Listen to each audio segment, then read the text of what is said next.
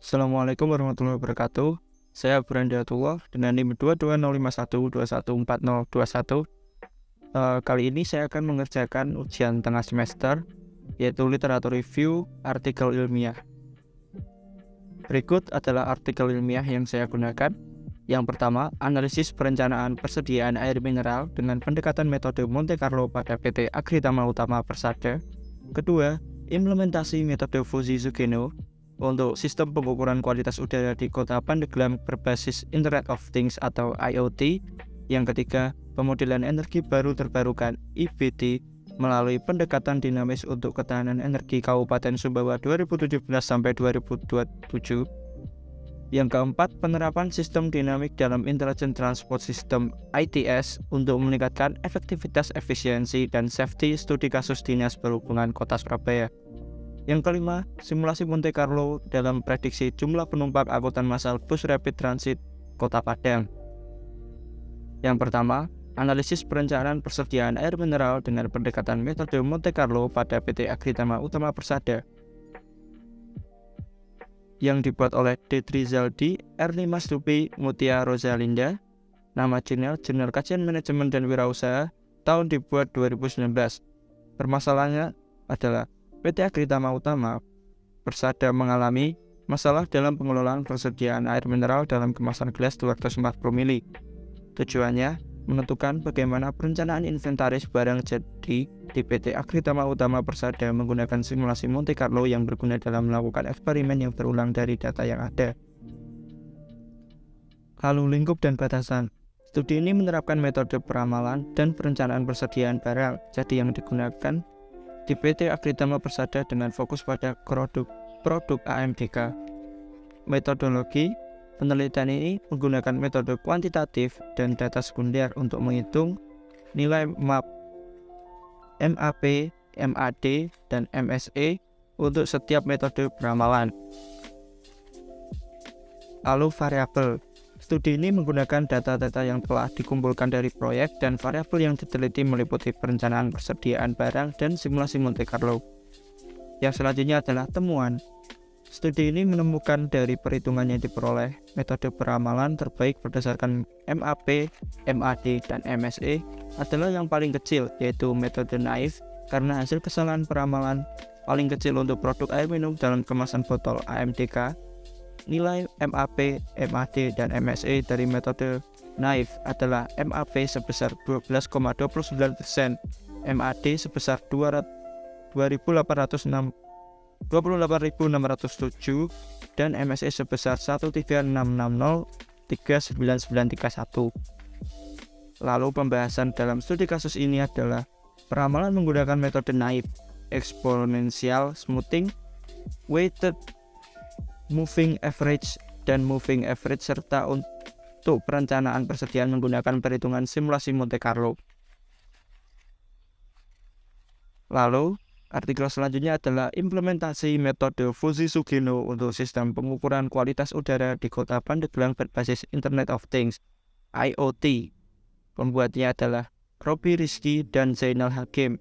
Nama jurnal Informatika Fakultas Teknologi dan Informatika Universitas Matla'ul Anwar Banten. Tahun dibuat 2020.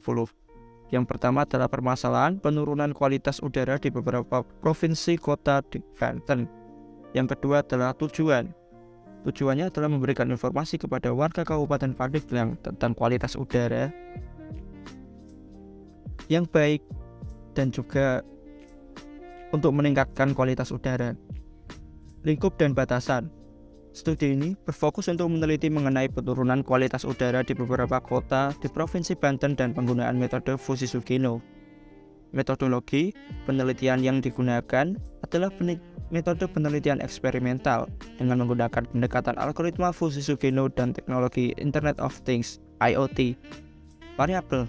Studi ini berfokus pada penelitian sumber daya manusia, teknologi, dan juga kesehatan masyarakat. Selanjutnya, temuan. Sistem pengukuran asap dan hasil industri sebagai media penyebaran informasi terkait kualitas udara pada suatu wilayah.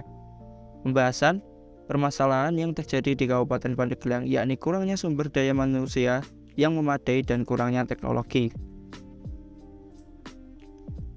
Artikel selanjutnya adalah pemodelan energi baru terbarukan EPT melalui pendekatan dinamis untuk ketahanan energi Kabupaten Sumbawa 2017 dan sampai 2027. Pembuat yaitu Nova Arianto, Ahmad Jaya, Khairul Hidayah. Nama Jurnal Tambora, tahun dibuat 2020.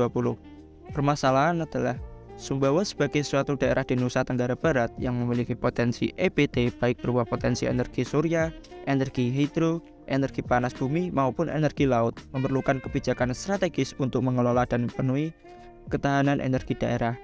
Tujuan memprediksi kebutuhan energi dan melakukan pemetaan potensi EPT sehingga diperoleh bauran energi mix yang seimbang. Lingkup dan batasan. Penelitian ini mencakup penggunaan piranti lunak Long Range Energy Alternative Planning System LEAP dengan metode pendekatan sistem dinamik, pengambilan data dari berbagai sumber, dan fokus pada wilayah Kabupaten Sumbawa di Nusa Tenggara Barat. Yang selanjutnya adalah metodologi. Penelitian ini dilakukan dengan menggunakan piranti lunak Long Range Energy Alternative Planning System atau LEAP dengan metode pendekatan sistem dinamik. Lalu variabel yang diteliti berfokus pada rasio elektrifikasi, potensi energi surya, energi hidro, dan energi panas bumi yang diolah secara ramah lingkungan. Lalu temuan, hasil penelitian ini menunjukkan bahwa potensi EPT dapat diintegrasikan dalam RUED untuk memenuhi kebutuhan energi di wilayah tersebut. Pembahasan, studi ini menunjukkan bahwa penelitian yang dilakukan untuk memprediksi kebutuhan energi dan melakukan pemetaan potensi energi baru terbarukan EPT di Kabupaten Sumbawa dengan tujuan untuk memenuhi ketahanan energi daerah dan mendorong terbentuknya rancangan umum energi daerah RUED yang seimbang dan dalam penggunaan bauran energi. Selanjutnya, penerapan sistem dinamik dalam Intelligent Transport System ITS untuk meningkatkan efektivitas, efisiensi, dan safety. Studi kasus Dinas Perhubungan Kota Surabaya. Pembuat Pamudi dan Erni Suryani. Nama jurnal Ilmiah Bidang Teknologi Informasi dan Komunikasi. Tahun dibuat 2021.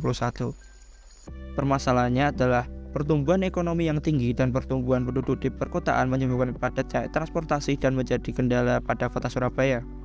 Tujuan menjelaskan manfaat dan keuntungan dari penggunaan Intelligent Transport System ITS dalam mengurangi kecelakaan, meningkatkan produktivitas, mengurangi kemacetan, dan mengurangi polusi. Lingkup dan batasan. Dampak pertumbuhan ekonomi yang tinggi terhadap perpindahan penduduk dari pedesaan dan perkotaan, pertumbuhan penduduk di perkotaan, dan meningkatnya jumlah kendaraan, pendapatan, dan tenaga kerja. Metodologi. Metode yang digunakan pada studi ini adalah metode pendekatan system approach, dengan fokus pada penerapan teknologi komunikasi ICT dalam Intelligent Transport System ITS. Variabel yang diteliti yaitu pertumbuhan ekonomi, pertumbuhan penduduk, kemudahan transportasi darat, dan konektivitas antara kondisi jalan raya dengan kendaraan. Temuan, penggunaan teknologi Intelligent Transport System ITS dapat memberikan beberapa manfaat yang sangat menguntungkan bagi masyarakat. Pembahasan pengaruh Intelligent Transport System ITS dalam mengurangi kecelakaan, meningkatkan produktivitas, dan mengurangi kemacetan dan polusi. Selanjutnya, simulasi Monte Carlo dalam prediksi jumlah penumpang angkutan massal bus rapid transit Kota Padang. Pembuat Khalik Al-Fikrizal. Nama Jurnal Informatika Ekonomi Bisnis. Tahun dibuat 2021. Permasalahan, bagaimana memprediksi jumlah penumpang bus rapid transit di Kota Padang untuk tahun berikutnya dengan menggunakan metode Monte Carlo dan meningkatkan tingkat akurasi data simulasi dengan data yang sesungguhnya. Tujuannya, memprediksi jumlah penumpang bus rapid transit di Kota Padang dan menentukan tingkat akurasi data simulasi dengan data yang sesungguhnya menggunakan metode Monte Carlo. Lalu variabel yang diteliti adalah faktor sosial, ekonomi, lingkungan, dan juga dependen atau jumlah penumpang bus rapid transit di Kota Padang.